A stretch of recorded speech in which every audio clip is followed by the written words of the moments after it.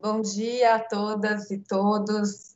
Estamos aqui, então, abrindo mais um dia de curso, nosso quarto dia, último dia de 2020, e vamos encerrar aqui o ano, um ano bem complicado e difícil, mas com uma chave de ouro, com um professor incrível, o professor Adilson José Moreira, professor com muitas obras, incursões em vários campos do direito. A gente estava comentando aqui antes de começar a gravação, desde da cidadania sexual até os livros mais diretamente relacionados ao racismo.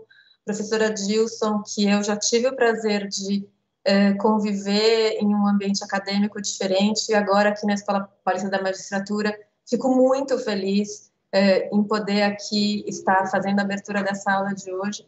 Pessoa que eu admiro muito e vai nos falar, então, hoje sobre hermenêutica jurídica, a questão racial nas decisões judiciais. E, então, eu já, sem mais me alongar, passo para a doutora Flávia fazer aqui a apresentação. E já agradeço de antemão, professora Adilson, pela disponibilidade, presença, pela aqui, atenção com a Escola Paulista da Magistratura por vir nos brindar nessa manhã. Muito obrigada, bom dia a todos, a todas e a todos. Eu gostaria de, então, apresentar o professor Adilson José Moreira, ratificando o que a doutora Camila disse, que é uma grande alegria para nós poder desfrutar hoje de tanto conhecimento que eu tenho certeza que nós teremos aqui. Hoje seremos brindados com uma aula maravilhosa. O professor Adilson José Moreira é doutor em Direito Constitucional Comparado pela Faculdade de Direito da Universidade de Harvard, é doutor em Direito Constitucional pela Faculdade de Direito da UFMG, é Master of Law pela Faculdade de Direito da Universidade de Harvard, é mestre em Direito Constitucional pela UFMG, é bacharel em Direito pela Faculdade de Direito da UFMG e é um professor maravilhoso. Então, professor, por favor, a palavra é sua. Muito obrigada. Bom dia para todas, todos e todes. É um grande prazer estar aqui participando deste evento. Agradeço às organizadoras do evento pelo convite para falar, especialmente nessa semana que nós comemoramos, não é, o Dia dos Direitos Humanos. Eu fui convidado para falar sobre um tema muito relevante, que se mostra cada vez mais relevante também dentro dos debates jurídicos, que são as relações entre raça, direito e interpretação jurídica. E eu quero abordar esse tema a partir de uma perspectiva muito específica. Eu quero abordar esse tema a partir da teoria crítica racial, que tem sido o marco teórico que eu tenho utilizado em uma série de obras, de artigos, de livros que eu tenho publicado ao longo dos últimos anos. E, em função disso, eu também falarei sobre o direito antidiscriminatório. Então, esta aula pretende demonstrar como a questão racial aparece das mais diferentes maneiras dentro do raciocínio jurídico e, especialmente, eu estou interessado em analisar como a raça tem sido utilizada ao longo do desenvolvimento do constitucionalismo moderno como um critério de tratamento diferenciado. Como e por que a raça adquiriu esse status, não é, de uma característica legalmente protegida contra a discriminação. Quero falar sobre o que é discriminação, não é, sobre a discriminação de um ponto de vista jurídico, de um ponto de vista também sociológico e da ciência política. E eu repito, não é, eu acredito que analisar esse tema a partir dos parâmetros da teoria crítica racial e também do direito antidiscriminatório é uma perspectiva importante para nós entendermos toda a complexidade desse tema. Eu serei hoje, assim, bem professorzinho e vou compartilhar aqui uma apresentação, tá, dos slides, eu acho que é uma forma importante de nós compreendermos, não é? Este tema, toda a complexidade deste tema. Vamos lá, então. Vejam, meus amigos, minhas amigas, o direito constitucional moderno está construído em cima de alguns pressupostos fundamentais. A ideia de dignidade, a ideia de igualdade humana. Há uma correlação próxima entre igualdade e dignidade.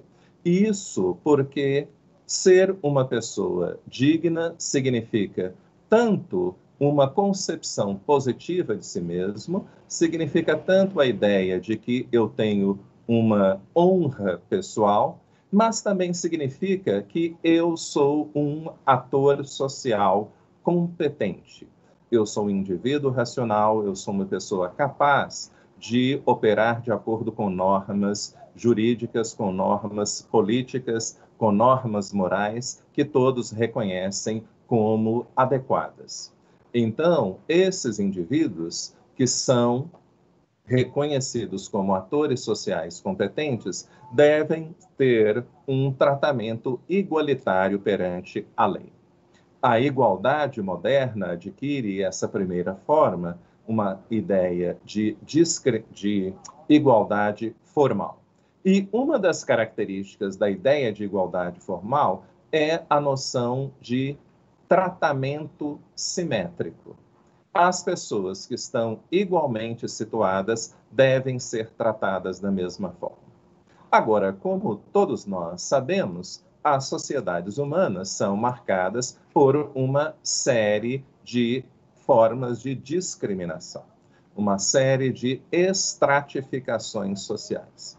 Isso significa que há uma diferença muito grande, há uma distância significativa entre o que diz o direito, o que diz a Constituição e a realidade social. Um dos elementos bastante comuns das sociedades humanas, inclusive das sociedades democráticas, é o fenômeno da discriminação. E é exatamente por isso que nós percebemos uma evolução do constitucionalismo moderno que está largamente associada com a evolução do princípio da igualdade. Nós temos, por exemplo, uma passagem do constitucionalismo liberal para o constitucionalismo social. E esta passagem está marcada pela ideia, não é, de que, olha, a igualdade formal é importante, direitos formais são importantes, mas este aparato moral e jurídico não é suficiente para garantir a emancipação humana. E é por isso que nós precisamos pensar em uma nova forma de igualdade, em novas categorias de direitos e também em outro papel do Estado. Então, nós temos o aparecimento de normas programáticas de direitos sociais e também da ideia de que o Estado tem um propósito. E este propósito é a transformação do status social daqueles grupos que sofrem diferentes maneiras de desvantagem. O que eu estou descrevendo é um processo muito importante. O processo de diferenciação, de categorização do direito, como afirma Norberto Bobbio. Se no constitucionalismo moderno nós tínhamos os princípios da universalidade, da generalidade das leis, agora esses princípios são relativizados porque o Estado precisa olhar para a realidade, ele precisa reconhecer aqueles indivíduos que estão em uma situação de vulnerabilidade e ele precisa atuar. Isso se tornou ainda mais claro na passagem do constitucionalismo social para o atual paradigma constitucional que nós chamamos de Estado Democrático de Direito, de neoconstitucionalismo, de constitucionalismo transformador. E uma preocupação muito grande neste atual momento constitucional é a questão da diferença. E por diferença eu não estou falando aqui simplesmente de uma defesa de identitarismo, de particulares identitárias, mas como sistemas de classificação, como raça, como sexo, como filiação, como origem, como orientação sexual, são utilizados para oprimir e excluir determinados grupos. Então, agora, nós temos uma série de legislações que têm o propósito de proteger esses grupos que são tradicionalmente discriminados. Surge aí, exatamente nesse momento, essa disciplina que é o direito antidiscriminatório. Os diferentes sistemas jurídicos, as diferentes jurisdições começam a criar um esquema, um sistema protetivo para impedir discriminações sistemáticas de um determinado grupo. E esses tribunais criam parâmetros importantes para interpretar as normas jurídicas, as práticas sociais que discriminam as pessoas a partir da raça, do sexo e entre outros fatores. Um deles é a questão da razoabilidade. Então, a Suprema Corte dos Estados Unidos disse o seguinte: uma norma será compatível com a igualdade quando houver uma relação racional entre um critério de tratamento diferenciado e um interesse estatal legítimo.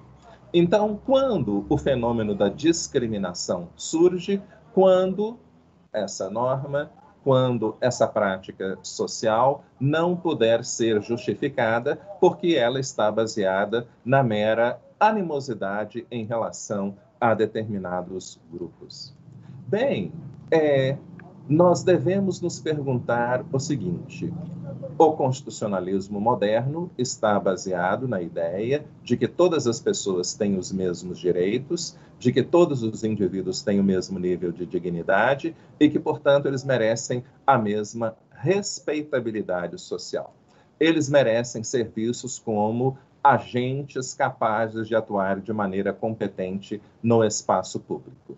Mas nós vimos também que todas as sociedades humanas são atravessadas por disparidades sociais. E o racismo é a marca da sociedade brasileira, é a marca de muitas sociedades ocidentais que passaram por uma história de escravização. E esse processo de escravização histórico foi responsável por um fenômeno importante: a associação da humanidade, a associação da categoria de cidadania, a associação do conceito de sujeito de direito a pessoas brancas, e especificamente a homens brancos. Então, o desenvolvimento da legislação moderna, da legislação de países como Brasil, Estados Unidos, Colômbia, México, etc., é um processo constante de diferenciação social aberta, não é encoberta, dos indivíduos em torno da raça. E o que é a raça? A raça pode ser definida a partir de diferentes maneiras.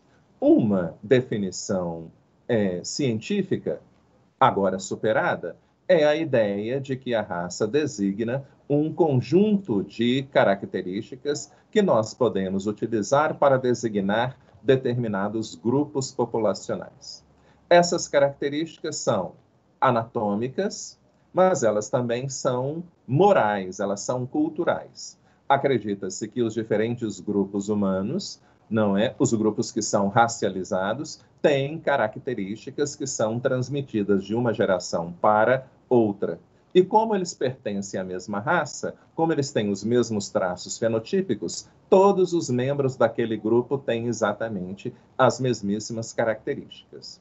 Eu disse há pouco que essa concepção científica da raça tem sido superada do ponto de vista científico, mas a raça é fundamentalmente uma construção social. as pessoas são racializadas, e com isso os autores da teoria crítica racial querem dizer que os membros do grupo racial dominante, pessoas brancas, por terem controle das instituições políticas, das instituições econômicas, das instituições jurídicas e também da cultura, têm o poder de atribuir sentido a determinadas características, a determinados grupos e designar quais são as características e quais são os lugares que essas pessoas podem ocupar. Isso significa que a ideia de raça está diretamente relacionada ao conceito de poder. São os grupos raciais dominantes que têm a possibilidade de utilizar o controle que eles mantêm sobre instituições públicas e privadas para garantir que grupos minoritários, grupos raciais, grupos étnicos, sempre estarão em uma situação de subordinação. E o direito sempre teve um papel essencial na reprodução desse processo de subordinação, de maneira direta ou de maneira indireta, como nós veremos daqui a pouco. Então, nós, por exemplo, no Brasil, tivemos a Constituição de 1824, que institucionaliza a escravidão. Depois, nós temos a Constituição de 34, que estabelece a educação eugênica e por aí afora. O racismo deve ser, de acordo com os autores da teoria crítica racial, visto como um sistema de dominação que tem como objetivo fundamental garantir vantagens competitivas para pessoas brancas. Então, o racismo, repito, tem como propósito central garantir duas coisas. Primeiro, vantagens econômicas para pessoas brancas. Segundo, que a respeitabilidade social seja um patrimônio exclusivo de pessoas brancas. Para que o sistema de privilégios que nós temos na nossa sociedade continue operando, a sociedade precisa ser constantemente convencidas de que só pessoas brancas podem atuar de maneira competente. Então, nós precisamos fazer uma diferenciação entre o racismo enquanto sistema de dominação e os mecanismos utilizados para manter esse sistema de privilégios. E é por isso que nós precisamos, então, entender o que é a discriminação. A discriminação pode se manifestar de duas maneiras. Ela pode, primeiro, ser uma discriminação negativa. Uma pessoa negra vai se candidatar a um emprego e o empregador diz: eu não vou te candidatar porque eu não contrato pessoas negras. Ou então, a pessoa negra se dirige àquela loja e diz: a vaga já foi preenchida. Vem a pessoa branca, loura de olhos azuis, você é o candidato ideal, o emprego é seu. Mas nós temos também a discriminação positiva. Se a discriminação negativa está baseada numa animosidade, nessa representação do outro como essencialmente inferior, a discriminação positiva tem outro propósito. Como diz a Convenção contra toda forma de discriminação racial, a discriminação positiva procura garantir, promover a inclusão de grupos tradicionalmente discriminados.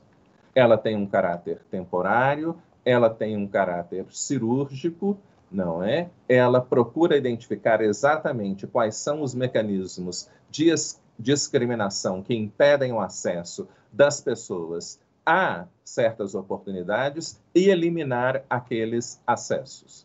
Além disso, a discriminação positiva também procura promover, ela reconhece que a discriminação racial é um traço fundamental da organização social e, portanto, ela procura implementar medidas para promover a integração. A discriminação positiva deve ser entendida como uma discriminação entre indivíduos e a discriminação negativa, uma discriminação contra indivíduos.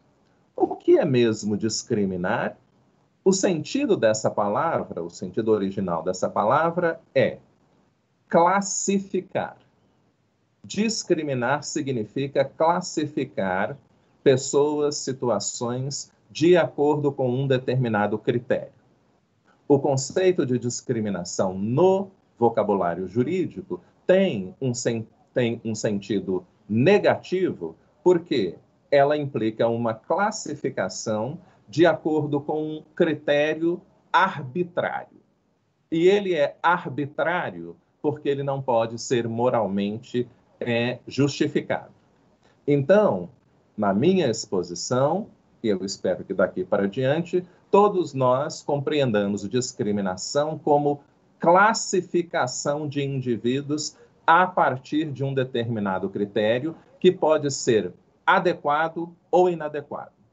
A discriminação, portanto, ocorre quando um indivíduo discrimina outro, quando um indivíduo impõe uma desvantagem a outra pessoa por acreditar que essa pessoa, por pertencer a um determinado grupo, não tem qualidades que a sociedade vê como positivas.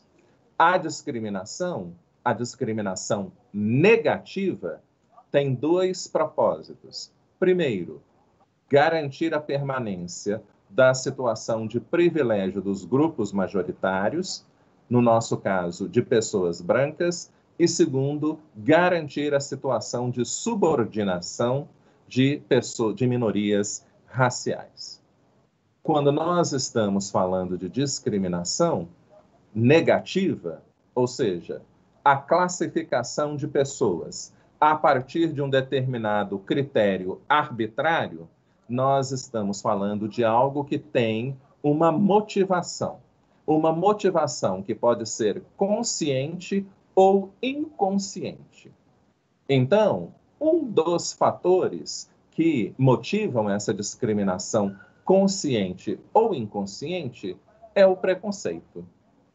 O preconceito é uma reação emocional que um indivíduo tem quando ele interage, quando ele pensa em pessoas de determinados grupos. O preconceito, portanto, é uma suspensão do dever que nós temos de analisar as pessoas, de julgar as pessoas como indivíduos. Eu olho para aquela pessoa, eu vejo que ela é negra, que ela é asiática, que ela é indígena, que ela é mulher, que ela é homossexual, e eu já parto do pressuposto de que aquela pessoa necessariamente tem determinadas características. E essa pressuposição gera uma reação emocional, na maior parte das vezes, negativa em mim. Eu não quero interagir com aquela pessoa porque ela é judia. E pessoas judias têm determinadas características negativas. Eu não sei quem é aquela pessoa judia específica. Eu nunca convivi com ela, eu não sei qual é o nome dela, eu não tenho nenhuma informação dela, a não ser o fato de que ela é judia. Mas isso já é o suficiente para estabelecer o meu comportamento de que eu não quero interagir com ela. Outro elemento importante, não é, da psicologia social da discriminação são os estereótipos. Os estereótipos são falsas generalizações que nós fazemos sobre membros de determinados grupos. Se o preconceito tem um caráter emocional, é uma ideia, é um esquema mental que provoca reações automáticas, emocionais automáticas na minha pessoa. O estereótipo é um erro cognitivo. O estereótipo é uma falsa generalização. Eu olho para a pessoa negra, para a pessoa asiática, para a pessoa indígena e parto do pressuposto de que ela necessariamente se comporta de uma determinada maneira porque ela pertence àquele grupo racial. Os estereótipos têm uma dimensão descritiva. Eles designam supostas características de membros de determinados grupos. eles também têm uma dimensão prescritiva. Eles designam os lugares que essas pessoas podem ocupar. Os estereótipos também têm uma dimensão relacional. Quando eu afirmo algo de alguém, eu estou necessariamente afirmando algo de outra pessoa de um grupo cognato. E os estereótipos também têm uma dimensão política. Então, quando nós lemos, por exemplo, uma circular que ocorreu há cerca de 10 anos atrás, da Polícia Militar de São Paulo, estabelecendo de que todos os homens negros que circulam em bairros de classe média alta da cidade de Campinas devem ser parados e abordados, eu estou operando a partir de estereótipos. Eu estou partindo dos estereótipos descritivos, porque eu parto do pressuposto de que todos os homens negros são delinquentes. Eu também estou partindo de estereótipos prescritivos, porque eu parto do pressuposto de que pessoas negras não têm dinheiro para morar em bairros afluentes. Essa circular tem também um caráter relacional, porque ao atribuir a delinquência a todos os homens negros, eu estou partindo do pressuposto de que só eles são delinquentes. Eu estou afirmando ao mesmo tempo que pessoas brancas, que todas as pessoas brancas são honestas e que, portanto, elas não precisam ser abordadas. E, obviamente, esses estereótipos têm também uma dimensão política, porque não é a ação da polícia é uma forma de você reproduzir a ordem social de subordinação de minorias raciais, no caso de pessoas negras. Nós devemos, então, a partir de agora, analisar as diferentes teorias de discriminação. São inúmeras, eu vou falar da discriminação direta, da discriminação indireta e da discriminação interseccional. Bem, o que é a discriminação direta? A discriminação direta ocorre quando um agente coloca um outro sujeito em uma situação de desvantagem. Esta atitude, este comportamento, tem as seguintes características. Primeira, ele é um comportamento arbitrário. Não é? A polícia militar não tem nenhum tipo de possibilidade de fazer uma presunção de que todas as pessoas negras são delinquentes. Isso faz parte, não é, de um tipo de animosidade institucionalizada em relação a determinado grupo. Se a polícia está preocupada com a segurança de bairros de pessoas brancas, elas devem, não é, se preocupar tanto com pessoas negras quanto pessoas brancas, porque pessoas brancas e negras estão envolvidas, podem estar envolvidas em atividades de delinquentes. A discriminação direta, portanto, além de arbitrária, ela é intencional. Ela está baseada nos estereótipos, ela está baseada nos preconceitos em relação a pessoas negras. A discriminação direta está baseada em um critério proibido por lei, um critério legalmente protegido, um critério que não pode ser utilizado para a promoção da discriminação negativa, que é a raça das pessoas. A discriminação direta tem algumas características importantes, como, por exemplo, o caráter comparativo. Se eu vou à justiça e digo, eu fui discriminado porque sou negro, eu fui discriminado porque sou homossexual, eu preciso dizer, eu preciso demonstrar que uma pessoa branca não seria tratada daquela forma, que uma pessoa homossexual, heterossexual, não seria tratada daquela forma. A discriminação direta, portanto, ela está baseada, ela envolve um tratamento desvantajoso e arbitrário. Ela decorre, não é da ação de um agente em relação a outro. Em muitos casos, a discriminação direta independe das características do indivíduo. Vejam, pessoas heterossexuais são frequentemente vítimas de ataques homofóbicos. Pais e filhos que se abraçam, irmãos que se abraçam ou beijam um no rosto, amigos heterossexuais que se abraçam ou trocam afeto em público. As pessoas homofóbicas olham aquilo, partem do pressuposto de que não deve haver afeto entre homens. Se isso ocorrer é porque eles são homossexuais e, portanto, eles vão lá, não é, e atacam aquela pessoa. Pessoas brancas também são vítimas de racismo antinegro, especificamente. E de que forma? E aí, velho, se agora vai fazer trabalho de preto?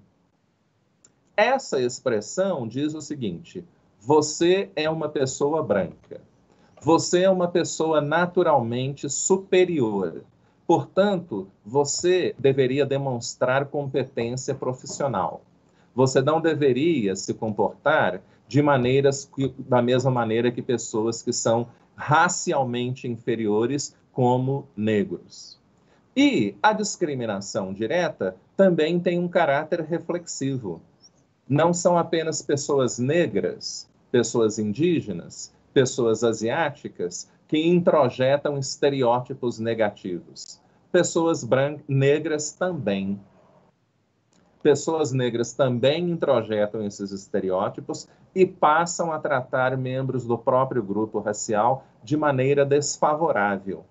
Esse é o caso do policial negro, que é especialmente violento em relação a pessoas negras, porque ele vive numa instituição estruturalmente racista que está baseada numa cultura de que negros são inimigos públicos e que, portanto, merecem ser eliminados, merecem ser controlados, presos e eliminados.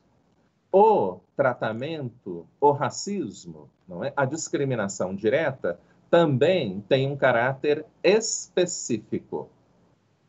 O racismo contra negros não é o mesmo racismo contra pessoas de ascendência asiática.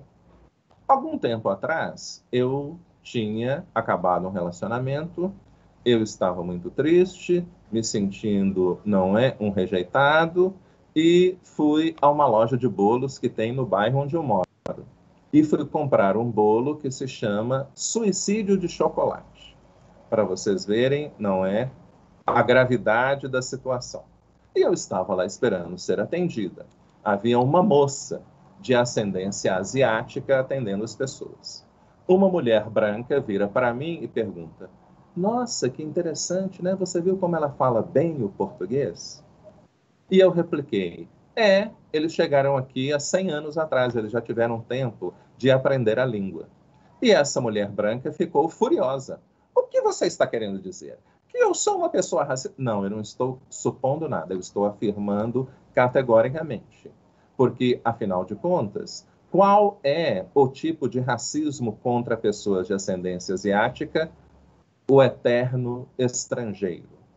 A representação delas de que elas são japonesas, não brasileiras. Então, muitos brasileiros brancos e também muitos brasileiros negros não chamam pessoas asiáticas pelo nome, chamam de japa, independentemente da ascendência étnica dessa pessoa. Bem, se a discriminação direta pressupõe a intencionalidade, a discriminação indireta não pressupõe isso. A discriminação indireta ocorre quando uma norma jurídica, quando práticas sociais afetam de maneira desproporcional pessoas que já estão em uma situação de desvantagem.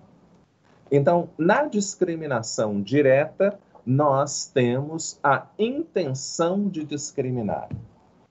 E essa intenção está baseada, repito, em preconceitos, em estereótipos que geram animosidade em relação a determinados grupos. Aqui, esse fator está ausente. Não é? A norma não utiliza nenhum critério de tratamento diferenciado, mas ela pode impactar pessoas, como, por exemplo, a súmula 70 do Tribunal de Justiça do Rio de Janeiro. Essa súmula estabelece que o depoimento de policiais é suficiente para a condenação em casos de crimes associados ao tráfico. É uma norma moralmente neutra, uma norma geral aplicada a todas as pessoas. Agora, ela tem um impacto desproporcional em pessoas negras, porque como a polícia brasileira atua? Ela é instruída pelas autoridades públicas a atuar da seguinte maneira: se você parar uma pessoa branca e ela estiver portando drogas, você vai considerá-la como usuária e vai liberá-la. Se você parar uma pessoa negra portando drogas, você vai considerar não apenas como usuário, mas também como uma pessoa associada ao tráfico, como foi o caso de Rafael Braga, como nós podemos ver aí no judiciário, não é policiais presos com o kit flagrante, com pequenos papelotes de cocaína, etc. e tal. Então, tendo em vista a discriminação institucional presente na Polícia Militar, essa súmula 70 afeta de maneira desproporcional pessoas negras, e esse é um dos motivos do encarceramento em massa da população negra.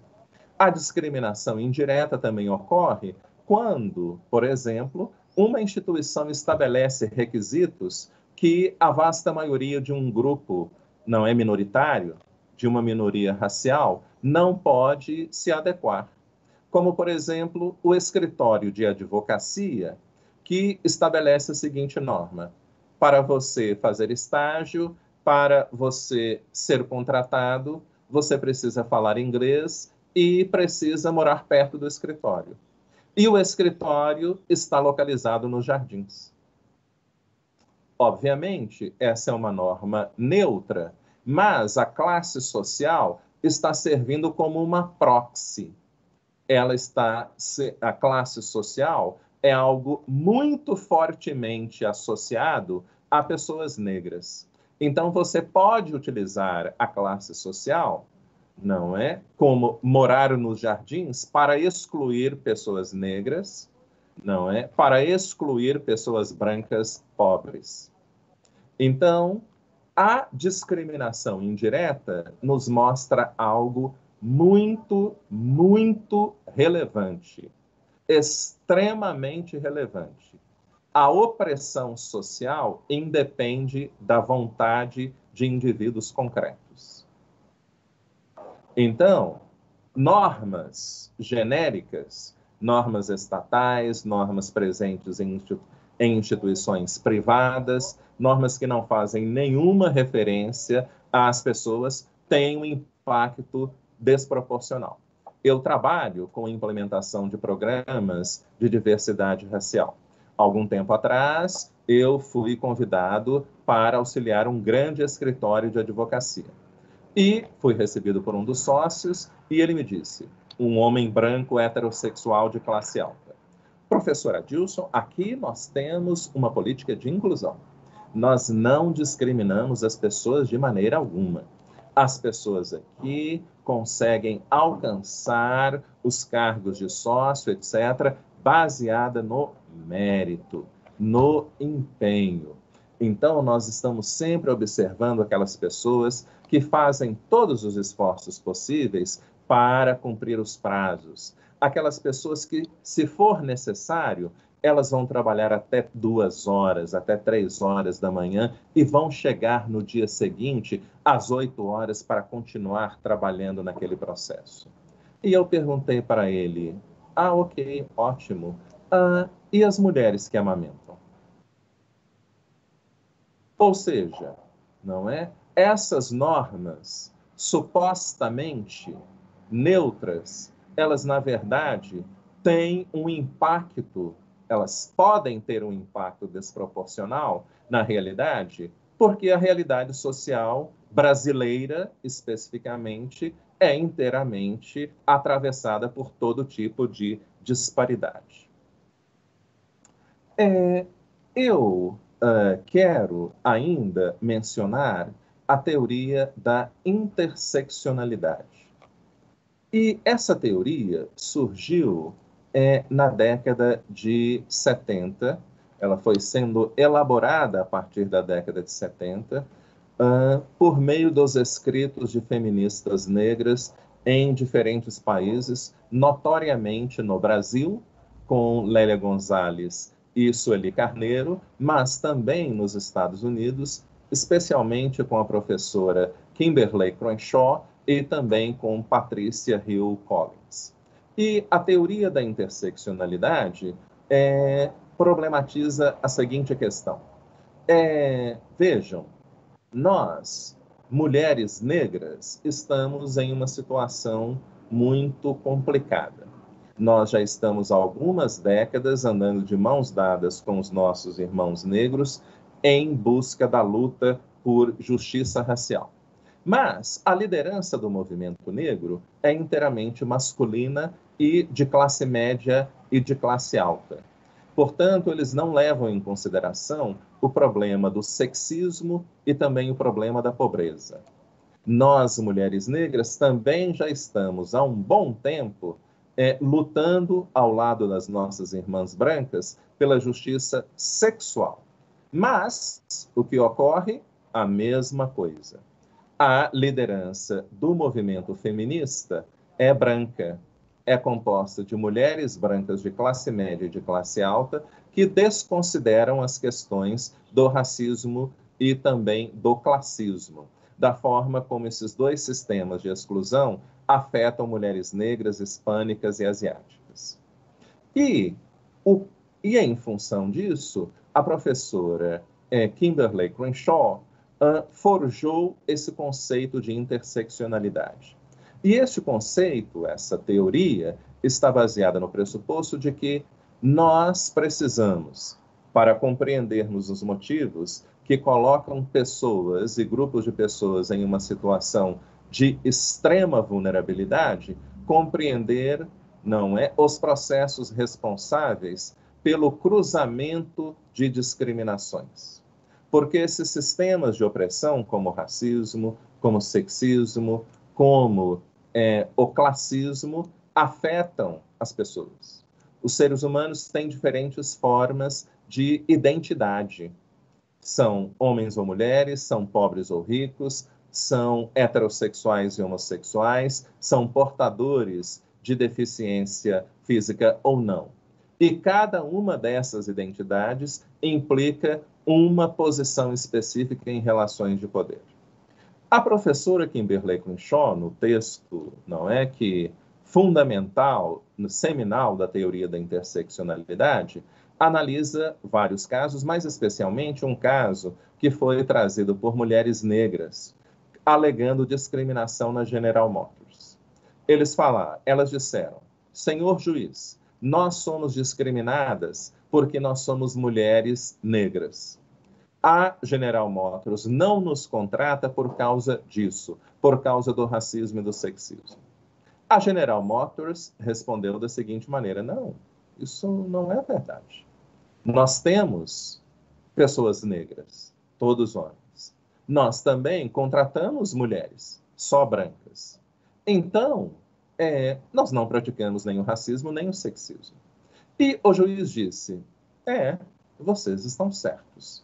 Porque, afinal de contas, discriminação significa discriminação direta. Pressupõe a ideia da intenção de discriminar. E aqui não há intenção de discriminar nem mulheres, nem negros, porque a instituição contrata membros desses grupos. A professora Kimberly Crenshaw diz, não, camarada, peraí. Há uma situação problemática aqui. Você está utilizando o conceito de discriminação direta para decidir esse caso. E você está analisando especialmente dois temas, a questão da intencionalidade e também o caráter comparativo da igualdade. Você está dizendo que a mulher negra não sofre nenhum tipo de discriminação porque os grupos com os quais ela poderia se comparar, não é? Mulheres brancas, negros, brancos e homens, eles estão presentes lá. A instituição contrata negros e contrata mulheres. E o que a professora Kimberly Crenshaw disse? Não. O homem branco não é um comparador adequado para a mulher negra porque ele não sofre nem o racismo nem o sexismo. A mulher branca não é um comparador adequado porque ela não sofre o sexismo. O homem negro também não é um comparador plenamente adequado porque ele não sofre o sexismo. A mulher negra é uma minoria dentro de uma minoria. Ela é uma pessoa que sofre o acúmulo de desvantagens do racismo, do sexismo e do classismo. Portanto, essa perspectiva procedimental ligada à ideia de igualdade é incapaz de analisar a situação da mulher negra. E é por isso que, como os autores da teoria da discriminação indireta afirmam, nós precisamos analisar os efeitos da discriminação em determinados grupos. E a mulher negra, o homossexual negro, o portador de deficiência física negro, o portador de deficiência física branco pobre, todas essas pessoas são afetadas por diferentes sistemas de opressão. E, portanto, o parâmetro que deve ser analisado não é a racionalidade da norma, não é a questão do procedimento. Nós precisamos analisar os efeitos cumulativos que esses sistemas têm nas pessoas. E, quando nós falamos de racismo, quando nós falamos de racismo estrutural, nós precisamos reconhecer o caráter sistêmico do racismo. Nós também precisamos reconhecer o fato de que o racismo não opera separadamente. No meu livro, Racismo Recreativo, eu analiso dezenas e dezenas de decisões judiciais. E eu analiso especialmente o tipo de argumento utilizado por pessoas brancas acusadas de crime de racismo e injúria. E é interessante nós observarmos a estratégia discursiva utilizada por essas pessoas. E uma dessas estratégias é exatamente o racismo sexista. Então, qual é o argumento, qual é o primeiro conteúdo da piada? Por exemplo, a comparação do cabelo da mulher negra a uma vassoura. São as piadas sobre a suposta sexualidade exacerbada do homem negro ou da mulher negra, especificamente. É a representação da mulher negra como barraqueira. E quais são as estratégias discursivas que as pessoas utilizam? Não, eu não posso ser racista. Primeiro, porque o humor é sempre benigno. O humor é simplesmente um tipo de comunicação, não é, que tem como objetivo a descontração das pessoas. E eu também não posso ser racista porque, vejam, eu tinha uma babá negra. A minha empregada é negra, a minha professora primária era negra, e isso isso são exemplos concretos, exemplos presentes dentro, nos casos que eu analisei para fazer a pesquisa jurisprudencial para escrever esse livro, Racismo Recreativo. Então, nós enquanto operadores do direito, precisamos estar cientes de como, não é, o processo de interpretação deve ser feito. Quando nós estamos, por exemplo, analisando um caso de racismo recreativo, como, por exemplo, não é, mais uma vez, uma mulher negra, funcionária de um restaurante, foi incumbida de comprar frutas e verduras para o estabelecimento. Ela foi ao supermercado, ela foi abordada por uma mulher branca que ela nunca viu na vida, e essa mulher branca disse: "Ah, você deve ter muitos macaquinhos em casa, porque você está comprando muitas bananas." E começou a rir.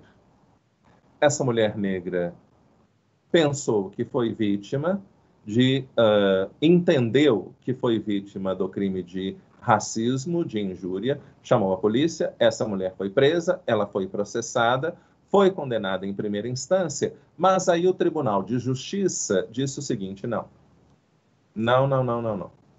Não houve o crime de injúria racial aqui. O crime de injúria racial exige o animus injuriandi, a intenção de ofender. E o que ocorreu aqui foi o animus jocandi. Essa mulher branca simplesmente se aproximou porque queria interagir com a senhora de uma maneira amistosa. Então, por isso que ela fez essa piada. Não há motivos para condenação. Bem, na minha obra, Pensando como um Negro, ensaio de hermenêutica jurídica, eu defendo a seguinte tese. O que é pensar como um negro? Pensar como um negro é uma forma de você interpretar o direito. Especificamente, é uma forma de você interpretar a igualdade. E a interpretação da igualdade deve ter um propósito muito claro: a igualdade de status social entre grupos. E essa ideia de igualdade de status social engloba a ideia de igualdade de status cultural e também a ideia de igualdade de status material. E em função do fato de que o conceito de igualdade engloba a noção de igualdade de status cultural, nós devemos condenar essa mulher branca. Não é? O Tribunal de Justiça de São Paulo deveria ter condenado essa mulher branca. E por quê? Porque o humor hostil é uma forma de você expressar desprezo, condescendência e ódio por pessoas negras. Isso significa que quando você está contando uma piada racista, primeiro você está obtendo gratificação narcísica. A pessoa que conta uma piada racista, a pessoa que ri de uma piada racista, está afirmando o seu senso de superioridade racial. O segundo elemento, não é o seguinte: a piada racista, o humor hostil, tem outro papel muito importante, que é representar a pessoa negra, a pessoa asiática, a pessoa indígena, como uma pessoa incapaz de atuar de forma competente no espaço público. E é interessante observar que grande parte dessas decisões que eu colhi ocorre em um lugar específico, o ambiente do trabalho. Então, esse gerente branco que fazia piadas sobre o cabelo da mulher negra, ele procura, primeiro, obter gratificação psicológica. Mas ele procura também outra coisa. Ele procura forçar essa mulher negra a se demitir. E uma vez que ela se demitir, haverá, uma semana depois, haverá uma pessoa branca no lugar dela. Então, um dos objetivos centrais do racismo recreativo é a reprodução da supremacia branca. Então, nós, como operadores do direito, precisamos estar atentos a forma como nós interpretamos normas jurídicas. E nesta obra, Pensando como um Negro, ensaio de hermenêutica jurídica, eu afirmo o seguinte, que eu sou um jurista negro e que eu penso como um negro. E o que é exatamente pensar como um negro? Pensar como um negro significa ter uma perspectiva, defender uma perspectiva muito específica da igualdade, que é exatamente essa que eu acabo de mencionar. Um compromisso com a emancipação social. As normas jurídicas, especialmente normas constitucionais, especificamente o princípio da igualdade, deve ser interpretado dessa forma. Então, se eu sou um juiz, não é? E especialmente se eu sou um juiz branco ou uma juíza branca, eu devo me perguntar, diante de um caso desse, qual deve ser o impacto psicológico de uma fala como essa no senso de dignidade de uma pessoa negra? Será que piadas dessa natureza ocorrem uma vez na vida? Ou pessoas negras estão se deparando com esse tipo de comportamento quase que cotidianamente? Então, o jurista que pensa como um negro é um jurista que está interessado em adquirir competência discursiva. Então, se eu vou decidir um caso de discriminação racial, eu preciso adquirir competência discursiva sobre isso. Eu preciso saber efetivamente o que é discriminação. Quais são as diferentes teorias de discriminação? Eu preciso saber quais são as motivações para a discriminação. Eu preciso saber quais são os impactos psicológicos, não é, cumulativos que a discriminação tem na mente de pessoas negras, de pessoas indígenas, de pessoas asiáticas.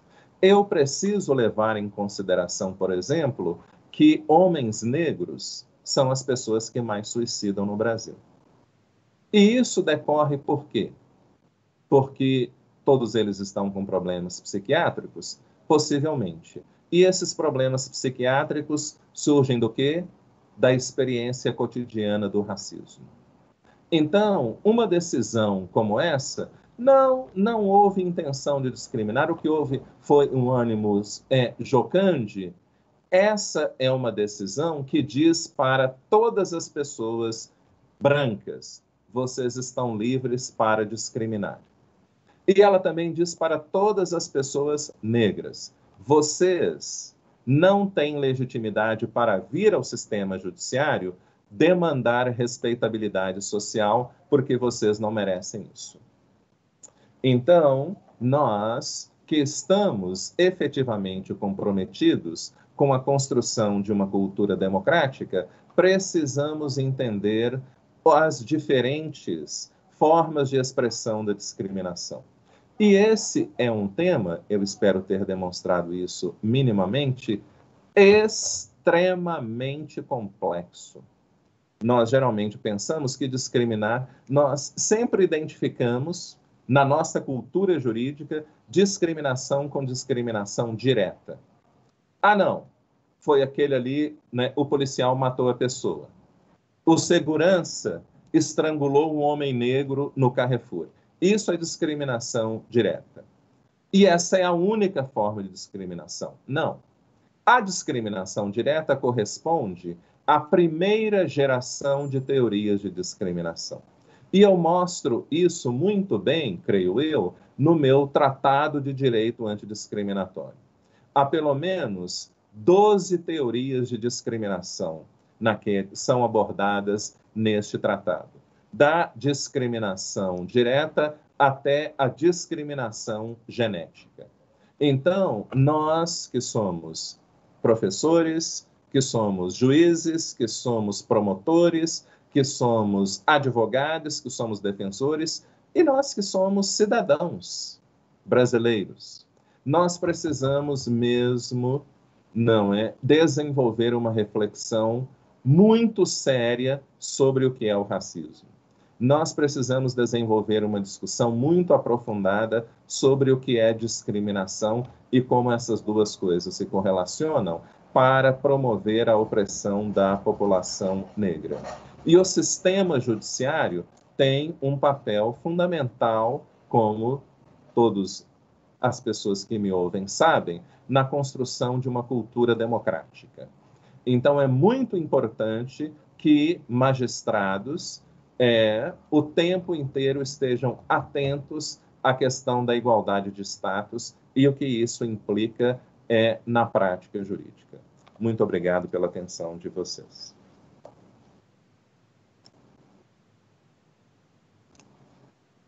Nós que agradecemos, professora Adilson, que aula incrível.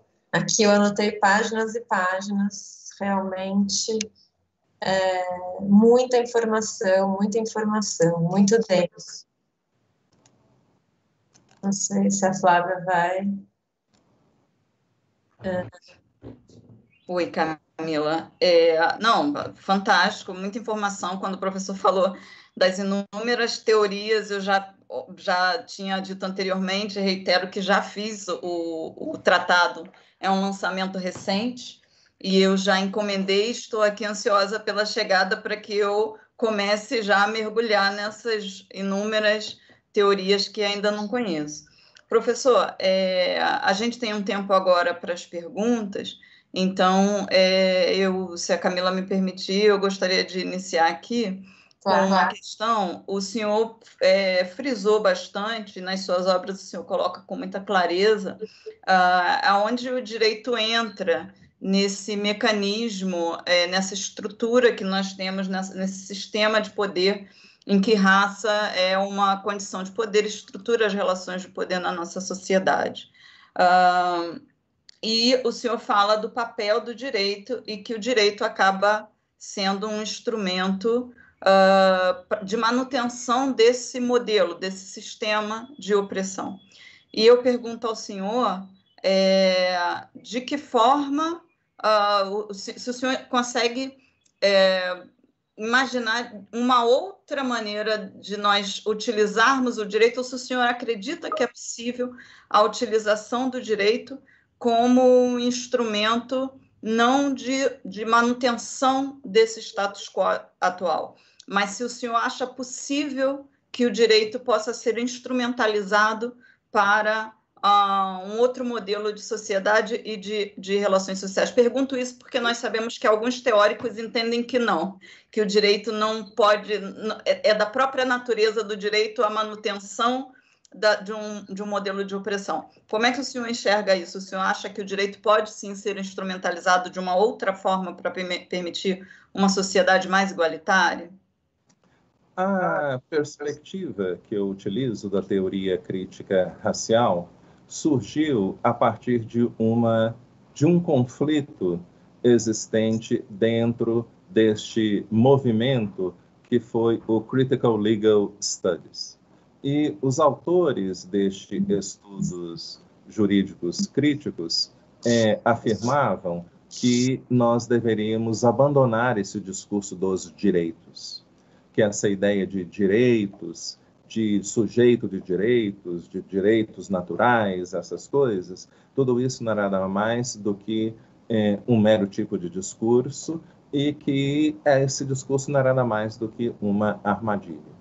E essa dissensão surgiu porque muitos autores da teoria, muitos autores negros que faziam parte desse movimento, inclusive a professora Kimberly Crenshaw, argumentavam o seguinte: nós compreendemos essa postura crítica em relação ao direito enquanto um sistema, mesmo porque o direito é produto, não é, de grupos sociais que detêm o poder, mas nós também não podemos esquecer a história deste país. Nós não podemos esquecer o fato de que o sistema, o desmantelamento do sistema de segregação racial que havia nos Estados Unidos, ocorreu por meio da prática política, do engajamento político de pessoas negras, de lideranças negras, de protestos, etc., mas também do embate nas cortes. Então, o problema não é a questão da norma jurídica, não é? O problema é, nós precisamos reconhecer o caráter político do direito, o caráter político da interpretação jurídica, e nós precisamos ir ao sistema judiciário sempre para advogarmos uma compreensão das normas jurídicas compatíveis com a lógica constitucional, compatíveis com o interesse constitucional, com a obrigação constitucional, não é, de proteção de grupos minoritários. E nós estamos fazendo isso o tempo inteiro, não é? As pessoas estão fazendo isso, pessoas indígenas, mulheres, estão fazendo isso o tempo inteiro. Então, nós precisamos, sim, isso é verdade, o direito sempre teve um papel no processo de subordinação, eu mesmo disse isso. Agora, o direito é um tipo de discurso, não é? O direito é uma prática discursiva, é um tipo de narrativa. E, portanto, ele é um campo de embate sobre que tipo de democracia, de projeto social nós queremos ter.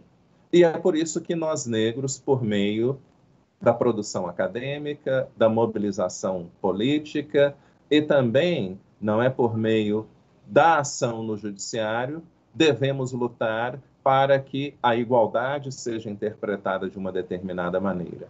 Porque o que o Supremo Tribunal Federal diz, não é? Quando o Supremo Tribunal Federal reconheceu a constitucionalidade de ações afirmativas, ele estabeleceu um parâmetro claro de como a igualdade deve ser interpretada neste país.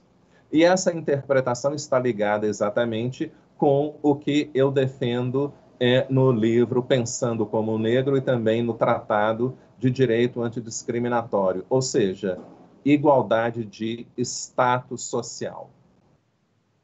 Flávia, antes, eu sei que tem perguntas chegando do pessoal, mas você me permitiria fazer uma pergunta minha antes da gente passar pelas perguntas do público?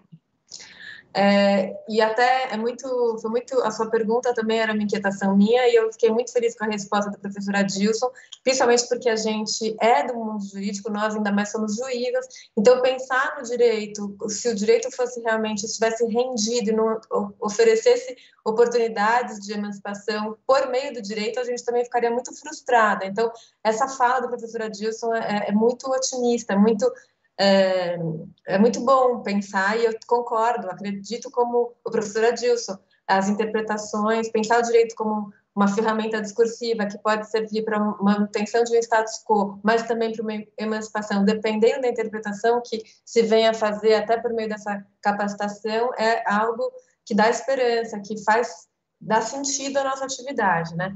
E aí a minha pergunta... Então, sai um pouco desse campo do direito especificamente e está conectada com o que a professora Dilson falou algumas vezes na fala sobre a estima social, sobre a autoestima. E eu estava lembrando de um livro do Honneth, que fala do reconhecimento, e ele divide o reconhecimento jurídico do reconhecimento social quando ele fala nessa questão da relação da pessoa com ela própria. E aí eu queria ouvir do professor Adilson, então, se não pelo direito, nesse campo que está mais relacionado ao indivíduo consigo mesmo, à estima social, mas não no campo jurídico, no campo das relações não jurídicas, como que isso, sei lá, pensei na educação, na escola, como que se pode fazer um caldo de melhora de estima social e aí com consequências para a autoestima das pessoas negras, então? Camila, minha querida, deixa eu te confidenciar uma coisa, por favor, não conte para ninguém. Eu realmente não queria ser advogado. Eu queria ser cantor de ópera. Eu participei de corais desde 7, 8 anos de idade. Mas foi chegando aí na época de escolher o que fazer para o vestibular, etc., E veio aquela questão. Eu sou filho, não é, de pais semi-analfabetos, de uma área periférica de Belo Horizonte, e para seguir a carreira de cantor de ópera, eu primeiro precisava ter muito dinheiro para ir para um conservatório.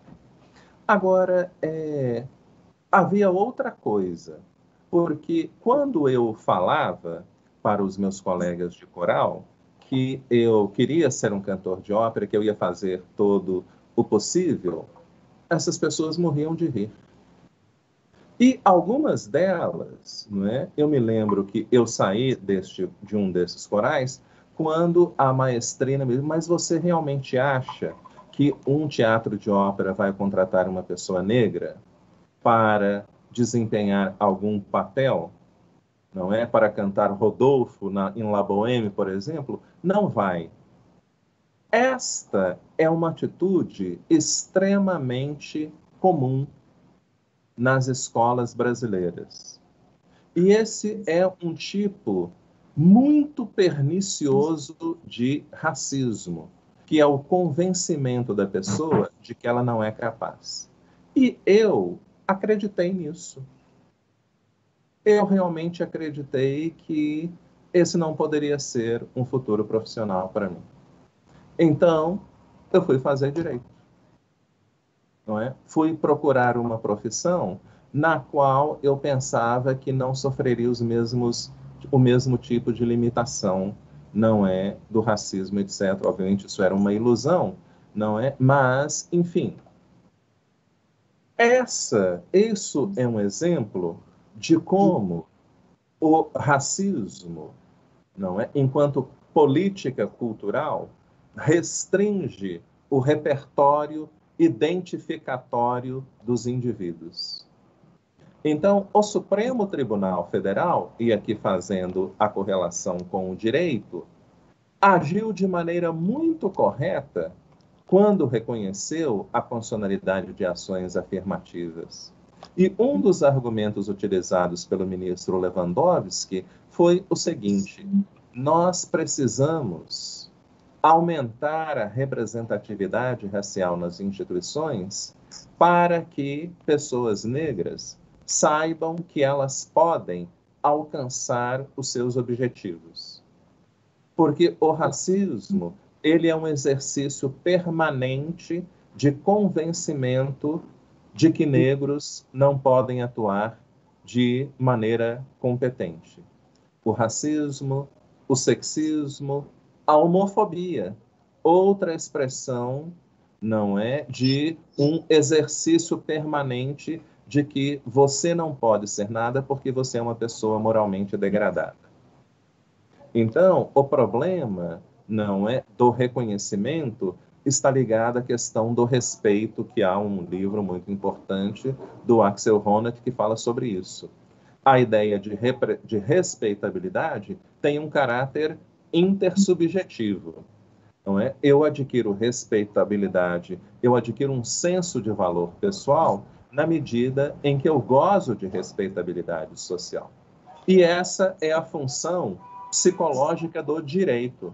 Na minha obra Tratado de Direito Antidiscriminatório, eu aponto uma dimensão lógica, uma dimensão jurídica, uma dimensão política, uma dimensão diferenciativa, mas também uma dimensão moral da igualdade. E essa dimensão moral da igualdade está baseada em quê? No papel que este princípio tem para garantir a respeitabilidade social de todos os grupos, porque essa respeitabilidade é um requisito essencial para você construir um senso de que você é um ator social competente. Perfeito, muito obrigada. Camila, posso fazer uma pergunta? Ainda que no nosso lugar de privilégio de poder fazer as nossas perguntas, antes de adentrarmos nas perguntas do público, pegando um gancho no que o professor falou, uma inquietação que eu tenho a respeito das nossas realidades é do quanto a nossa realidade limita a nossa imaginação e a nossa capacidade de pensar possibilidades, né? Para o bem e para o mal, e isso me preocupa muito em relação às crianças de periferia, porque eu imagino o quanto aquela realidade acaba limitando o que elas imaginam como possibilidades de vida. E no seu livro Pensando como um Negro, o senhor apresenta uma série de situações em que me parece que para um jurista não negro, aquilo não passa sequer no campo da possibilidade. Ele não imagina, ou ela não imagina, aquelas situações que o senhor elenca como possíveis. E aí a pergunta que eu faço ao senhor o senhor enxerga ou tem alguma proposta de como fazer um jurista não negro ter essa ampliação de imaginação? A minha pergunta é provocativa porque eu tenho um pensamento de que a literatura é uma ferramenta que pode ampliar essa capacidade imaginativa para outras realidades. Mas eu gostaria de ouvir o senhor a respeito disso. Veja, é no segundo capítulo desta obra, segundo ou no terceiro? No segundo.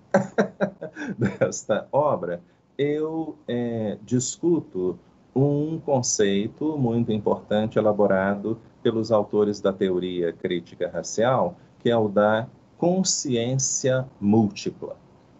Esse termo consciência múltipla está associado ao seguinte fato.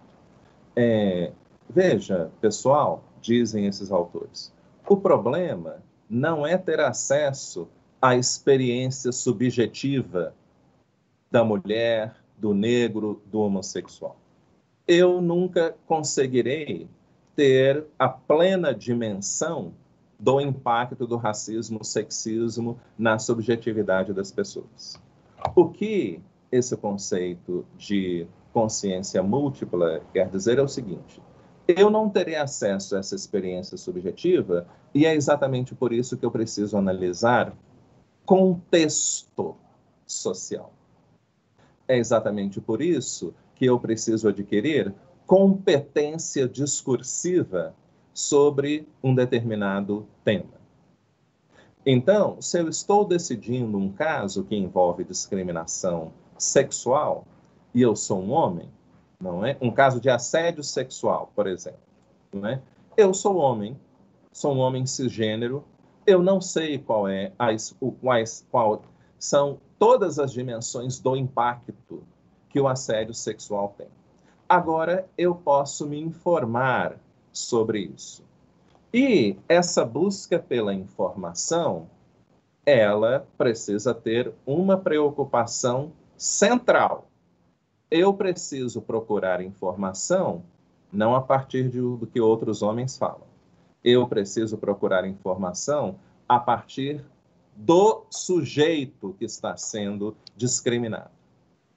Então, eu quero saber o que as mulheres têm a dizer sobre isso.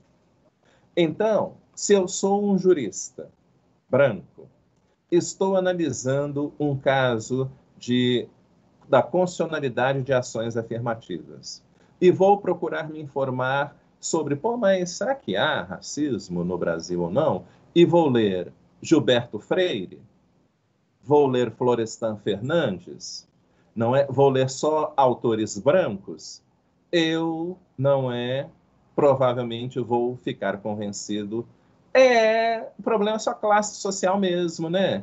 Que legal que a gente aqui não tem racismo no Brasil, né? Eu, por exemplo, vou no ensaio da Mangueira, a gente é tão integrado e tudo.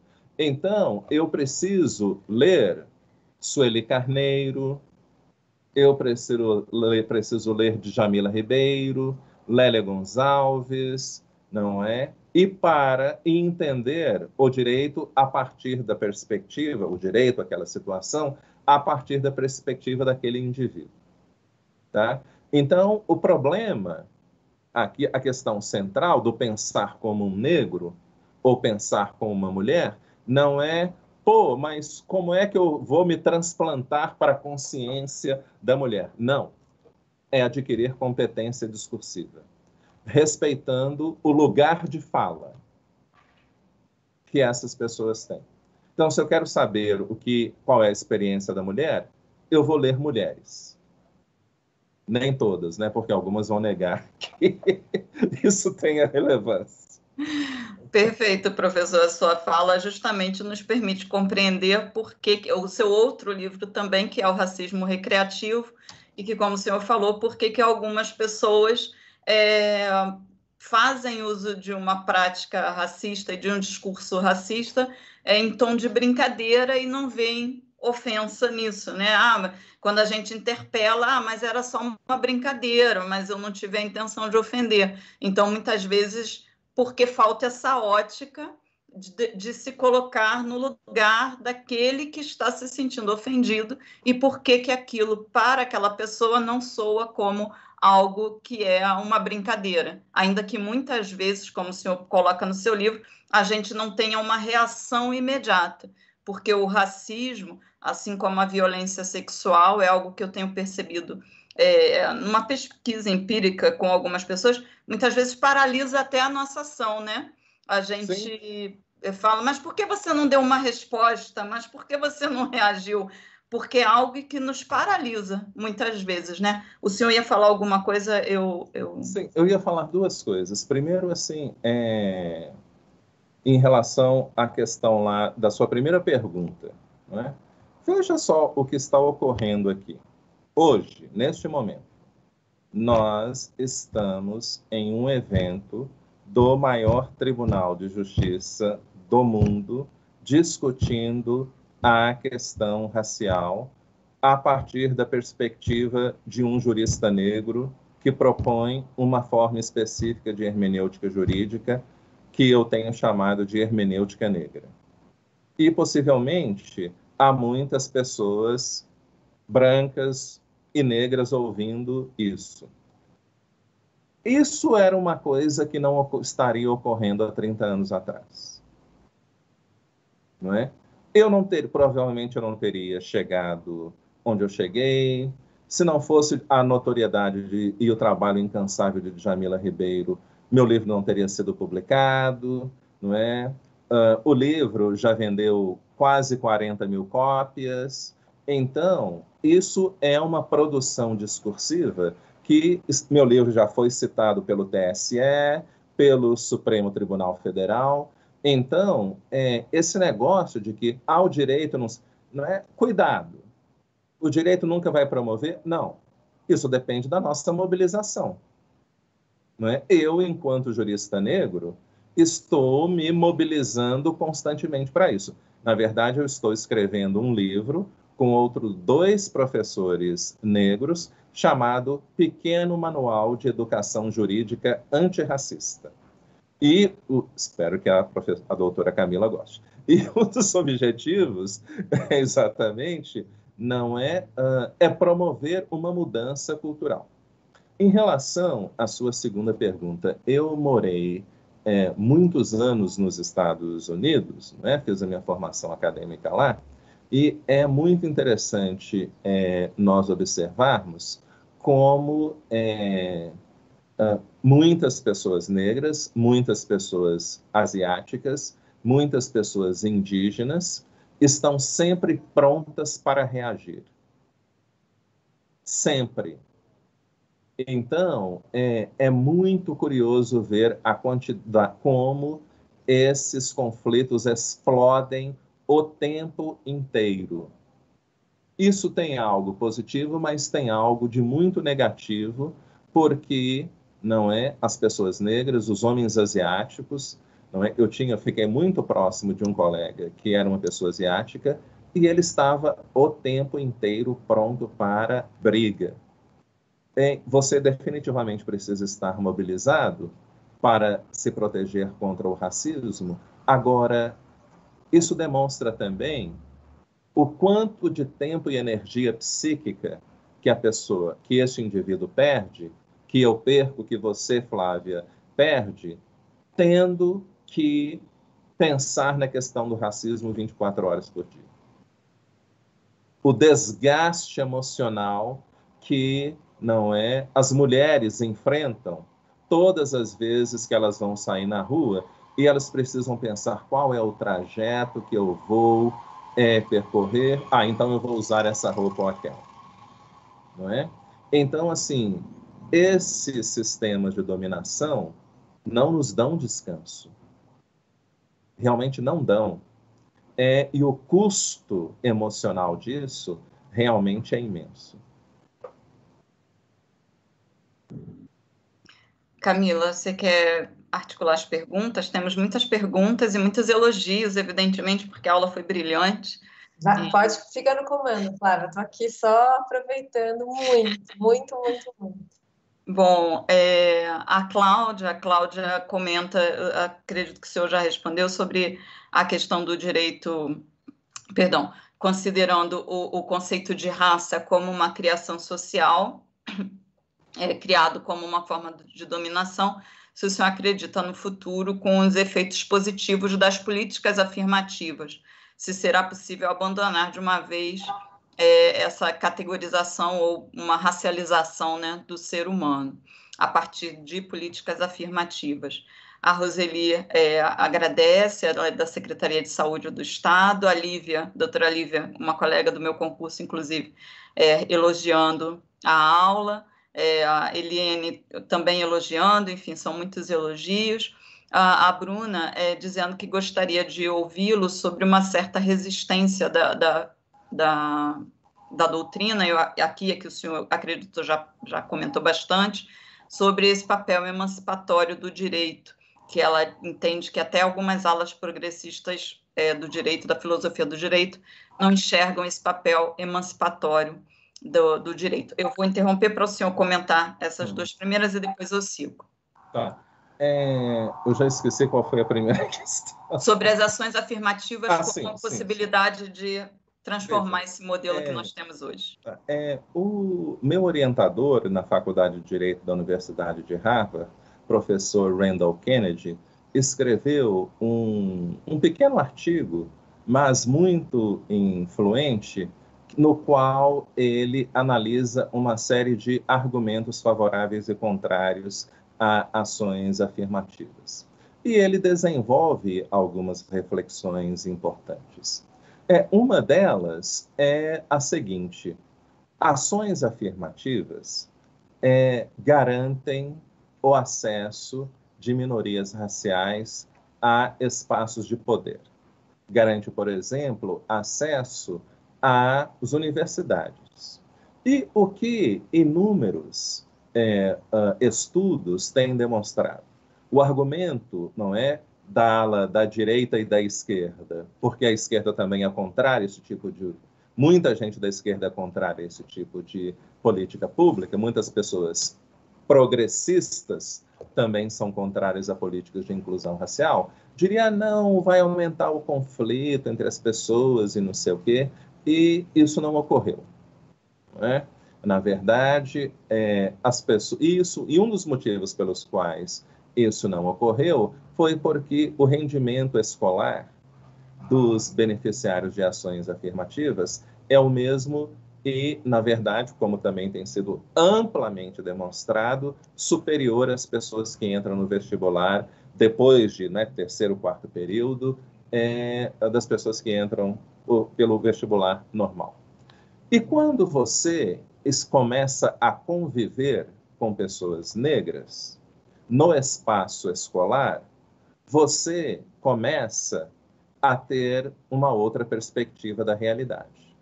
Porque as pessoas negras, as pessoas brancas periféricas que se beneficiaram de cotas sociais, elas exigem, elas demandam que a realidade delas seja discutida em sala de aula. Elas vão escrever pesquisas, vão elaborar pesquisas, vão escrever artigos, vão escrever TCCs. Então, a presença de pessoas negras, indígenas, dentro do ambiente escolar, tem um efeito educador, né? Para muitas pessoas. Para muitas pessoas brancas, não, porque elas estão lá empedernidas, tentando proteger o sistema de privilégios raciais a qualquer custo. Mas para muitas pessoas e para a sociedade, não é? Porque, veja, porque quando eu falo, vamos pensar na imagem de um cirurgião, de um neurologista cirurgião. Qual é a imagem? Um homem branco. E essa imagem vem de onde? Porque eu só vejo homens brancos desempenhando essa função nos meios de comunicação. Mas agora, quando eu vejo, não é, por exemplo, um homem negro, que é o maior neurocirurgião do mundo, que é o norte-americano, a percepção das pessoas muda. Pelo menos a percepção de muitas pessoas muda. Então, a maior presença das pessoas, não é? Isso tem um fator. E veja, meus alunos me dizem isso o tempo inteiro.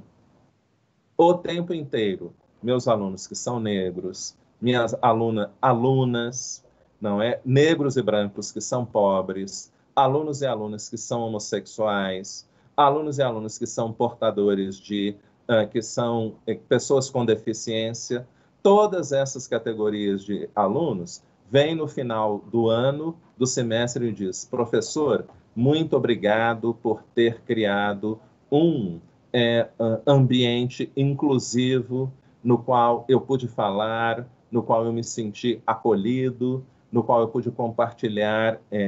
E ver o Senhor nessa posição me encorajou vendo o senhor, que é doutor em Harvard, me encorajou a procurar o mesmo, não é? A seguir a vida acadêmica, a procurar os mesmos objetivos, tá? Então, eu creio que a questão é muito, muito mais complexa do que isso. Pessoas brancas e instituições controladas por pessoas brancas continuarão criticando ações afirmativas, continuarão votando em políticos brancos supremacistas que querem acabar com ações afirmativas, elas vão continuar fazendo isso. Mas, não é? Muitas pessoas brancas, e essa é a minha experiência de sala de aula, não é? Quando, ao final do semestre, elas vêm: o seu estudo, o senhor foi o primeiro professor negro que eu tive, o senhor foi a primeira pessoa que problematizou uma série de questões, muito obrigado, a minha percepção do mundo foi inteiramente transformada e eu agora tenho uma outra percepção e compreensão do mundo. Tá? Em relação à segunda questão, o que eu procurei fazer na minha obra, pensando como um negro, foi enfatizar o problema eu resolvi escrever esse livro depois de ter lido dezenas de decisões judiciais sobre ações afirmativas, sobre casos de racismo e também casos de injúria racial. E havia muitos elementos em comum. Um desses elementos é exatamente a presença do liberalismo racial brasileiro. Ou seja, a articulação entre a doutrina do individualismo, entre a doutrina da democracia racial, entre o princípio formal da igualdade, e também havia nesse meio, eu percebi, um problema de natureza epistemológica. A ideia de que eu, como jurista, como intérprete do direito, posso interpretar o mundo a partir de uma perspectiva objetiva e neutra. Então, você tem aí uma variedade de ordens, de questões que tem natureza sociológica, que tem natureza jurídica, que tem natureza filosófica, mas também que tem uma natureza epistemológica. Então, o que essa obra procura fazer é exatamente demonstrar esse caráter político da hermenêutica. E eu não estou fazendo nada inteiramente novo, porque os próprios autores dos Critical Legal Studies já fizeram isso. Agora, eles nunca consideraram a questão da raça, do pertencimento racial, não é? E toda a discussão que nós estamos tendo, que nas duas últimas décadas, sobre o conceito de lugar de fala, sobre epistemologias decoloniais.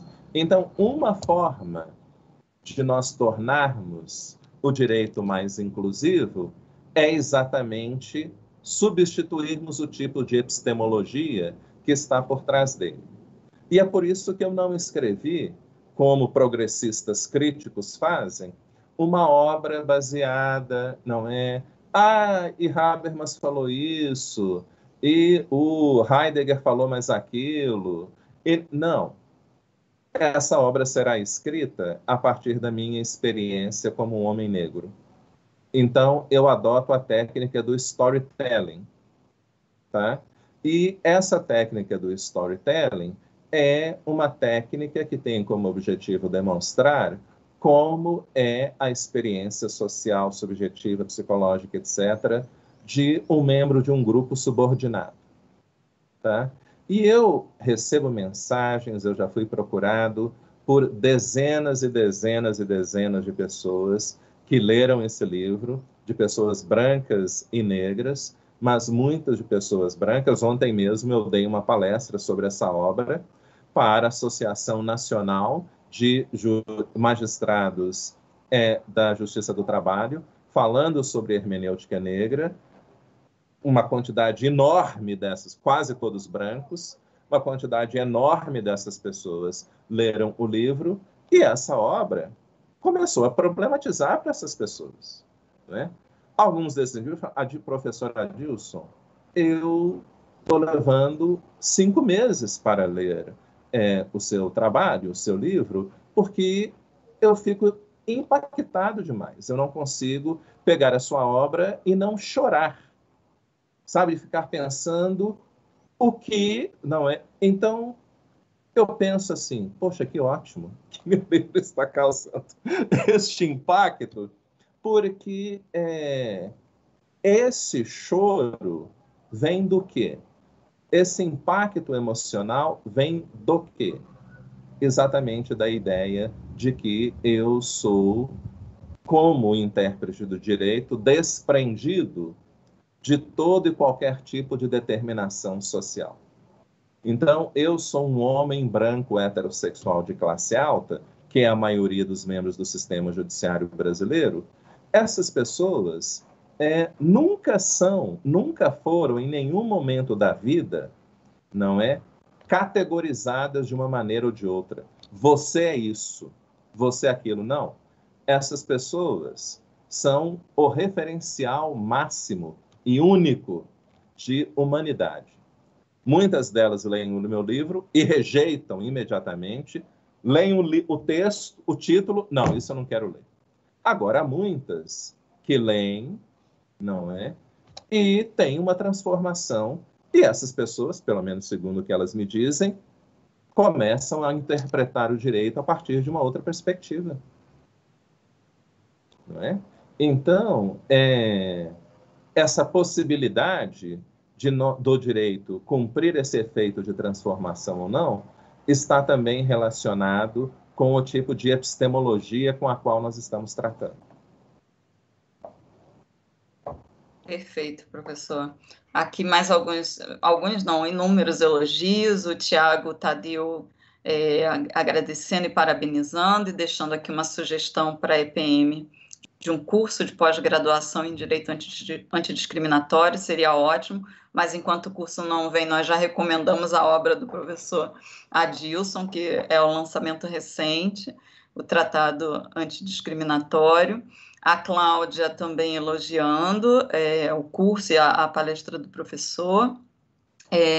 Eliane comenta que é estudante de Direito e pensa nessas questões todas que nós estamos aqui trabalhando, e que acredita que somente através da educação a gente possa construir estruturas diferentes. E a Silmara, que é uma servidora que tem acompanhado o curso, ela pergunta o que falta ao judiciário para as decisões e ações chegarem perto do que ela está chamando aqui de um ideal para a população negra. Eu talvez diria que não é nenhum ideal para a população negra, mas um ideal para uma sociedade mais justa, igualitária, e faço esse contraponto porque muitas vezes, quando a gente debate a questão do racismo, há uma ideia de que são nós contra eles, né? Negros contra brancos, e eu acredito que o senhor compartilhe da ideia de que não há um nós contra eles, né? A sociedade somos todos nós. Então, se o senhor puder comentar essa questão da Silmara sobre o que falta ao judiciário, talvez a gente precise de uma outra aula, de mais algumas horas, mas se o senhor puder comentar brevemente, e aí só seguindo aqui brevemente sobre os comentários, a Cláudia também agradecendo e perguntando se o senhor teria alguma... Ela trabalha professora no sistema de educação e tem procurado uma formação na temática de raça, que é algo recente, não recente para todo o sistema educacional, mas sem dúvida nenhuma a gente está vivendo um momento de maior busca, as pessoas querem saber mais sobre as questões raciais. E se o senhor enxerga algumas outras iniciativas, ou teria algumas outras iniciativas para sugerir na construção desse modelo educacional antirracista. Vou interromper para o senhor comentar essas duas primeiras, e aí. Então, a gente vai seguir para o último bloco também, em razão do horário. Sim. Por favor. Em primeiro lugar, eu sugiro a leitura de autores clássicos, não é? Como Guerreira Ramos, como Virgínia Bicudo, como Lélia Gonçalves, como Sueli Carneiro. Também recomendo... há um livro que eu gosto muito, do professor Carlos Rasenbach, Desigualdades e Disparidades Raciais no Brasil. É uma obra no qual ele utiliza uma metodologia estatística muito quantitativa, isso é muito importante.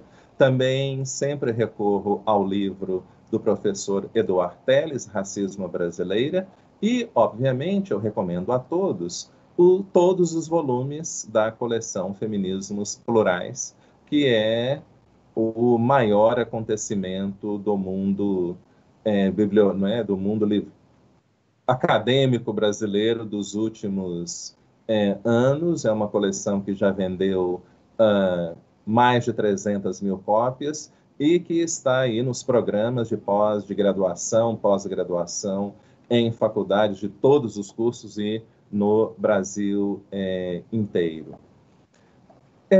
Como eu disse anteriormente, eu estou escrevendo uma obra com outros 2 professores negros, chamado Pequeno Manual de Educação Jurídica Antirracista.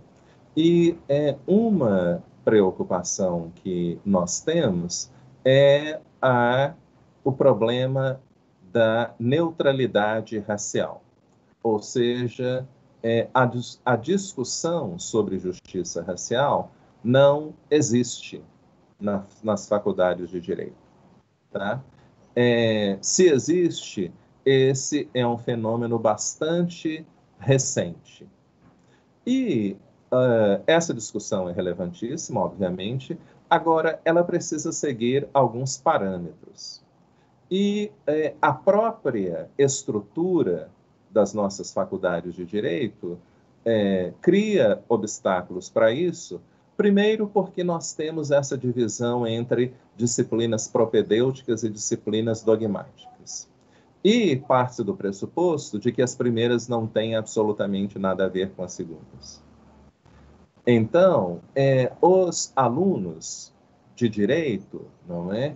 Eles têm ainda uma educação extremamente formalista.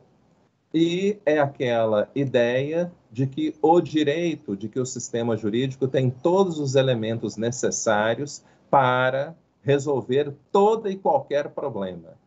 Que ser jurista significa simplesmente aprender técnicas de aplicações de normas a casos concretos. E ser jurista é muito mais do que isso. Então, um dos problemas que nós estamos abordando é exatamente a construção de outras formas de epistemologia, tá? Para nós pensarmos a discussão sobre justiça racial a partir de uma maneira transversal. Esse debate precisa estar presente em todas as disciplinas jurídicas. Mas o que direito tributário tem a ver com a questão racial? É só perguntar quem são as pessoas que mais pagam não é indiretamente imposto no Brasil. São pessoas brancas, são homens brancos heterossexuais de classe alta, donos de bancos, esses não pagam pouquíssimo nenhum imposto, né? São as mulheres negras. Ah, mas o que o direito urbanístico tem a ver com isso? Bem, é simplesmente impossível nós entendermos o processo de ocupação e distribuição e de regulação do espaço urbano sem entendermos o fenômeno da segregação racial. Então, praticamente, não é... Ah, mas o direito virtual? Aí há todo um debate sobre algoritmos racistas. Então, praticamente não há um único campo do direito no qual o debate da justiça racial não possa estar presente, não é? Não há nenhum campo de regulação da vida humana que não tem qualquer tipo de implicação, direta ou indireta, com a questão racial. Então, nesse livro, nós estamos propondo que o debate coletivo sobre justiça racial seja feito a partir de perspectivas específicas. Não de perspectiva jurídica. Ah, vamos falar de Kant. Não quero nem saber de quem é Kant. Estou pouco me lixando para quem são essas pessoas. Nós vamos falar sobre a teoria crítica racial. Nós vamos desenvolver esse debate a partir da teoria queer, a partir da teoria feminista negra e a partir da teoria decolonial. Nós vamos desenvolver esse debate a partir das perspectivas epistemológicas dos subordinados. Não nos interessa saber o que Habermas falou ou deixou de falar. Realmente não interessa. Tá? Então, o que nos interessa saber, o que Paulo Freire e o que Bell Hooks têm a dizer sobre uma proposta de ensino crítico e transformador. Perfeito, professor. E para a gente encerrar, porque a hora já avança, a gente ficaria aqui, né, Camila, ainda o resto do dia, mas a hora avança e nós temos que encerrar. Então, a nossa colega Adriana Melônio, que é do Tribunal Regional do Trabalho no Rio, agradecendo e elogiando a palestra. A Eliane também dizendo que é fã do senhor. E a Tatiana Oliveira, aqui do TJ de São Paulo, não, do TJ do Rio, gostaria que o senhor comentasse sobre o racismo que a população negra sofre no próprio sistema de justiça, e ela cita como exemplo as varas de infância que acabam tendo filhos separados e o direito, de alguma forma, enxerga essas situações das pessoas negras, né, dentro do sistema de justiça, em algum momento, pelo que entendo da pergunta dela, prejudicando as pessoas negras dentro do próprio sistema de justiça. Ela pediu para o senhor comentar um pouco disso. Perfeito. Eu vou pedir que essa seja a última pergunta, porque... É a última também, em razão do horário. Isso. É interessante nós falarmos, então, sobre a discriminação institucional. A discriminação institucional ocorre quando um agente de uma instituição pública ou privada trata pessoas de maneira desvantajosa como representante dessas instituições. A discriminação institucional pode se manifestar como discriminação direta, como discriminação indireta. Ela assume basicamente 4 formas. Proibição ou discriminação do acesso à instituição. Eu não vou te empregar porque você é negro. Eu não vou te dar essa oportunidade porque você é mulher. Ela também ocorre dentro da instituição. Olha, fulano, você é até um bom funcionário, mas como você é homossexual, eu não vou te dar este cargo de gerente. A discriminação institucional também pode ocorrer no oferecimento do tratamento diferenciado de serviços da instituição, como, por exemplo, a forma como a violência obstétrica afeta mulheres negras, não é?